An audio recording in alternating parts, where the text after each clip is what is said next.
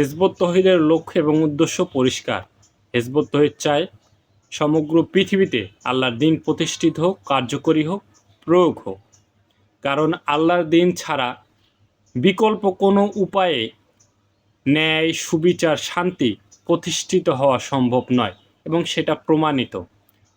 মানুষের তৈরি জীবন ব্যবস্থা দিয়ে, গণতন্ত্র দিয়ে, সমাজতন্ত্র দিয়ে, একনায়কতন্ত্র দিয়ে আর অন্যান্য বিভিন্ন ব্যবস্থা দিয়ে সমাজ পরিচালনা করে দেখেছে শান্তির আশায়, কিন্তু তারা শান্তি পায়নি।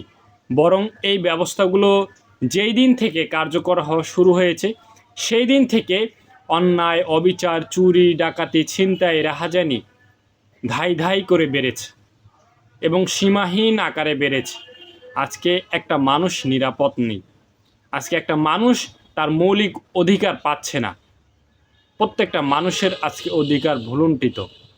আজকে পৃথিবীতে প্রায় 800 কোটি মানুষ, অথচ পৃথিবীর সম্পদ হাতে গোনা প্রায় 100 জন মানুষের হাতে কুক্ষিগত, আর বাকি মানুষগুলো শোষিত, নির্যাতিত, নিপীড়িত হচ্ছে।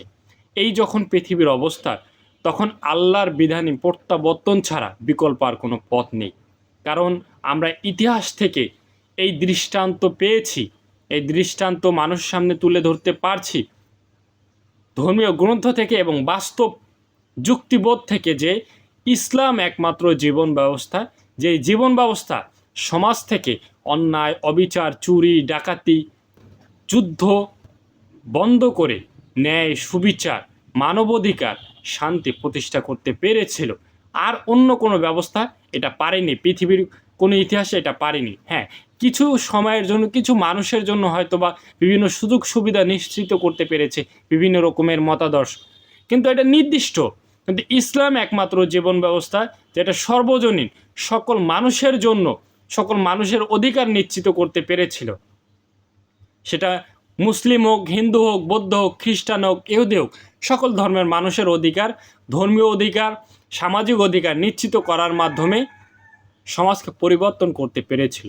তো হিজবুত তৌহিদ সেই প্রকৃত ইসলামটা আবার পুনরায় এই পৃথিবীতে প্রতিষ্ঠা করার সংগ্রাম করে যাচ্ছে। এই সংগ্রামের প্রক্রিয়া বা পদ্ধতিটা কি হবে, এটা আমরা আল্লাহ রসুলের জীবনী থেকে গ্রহণ করেছি।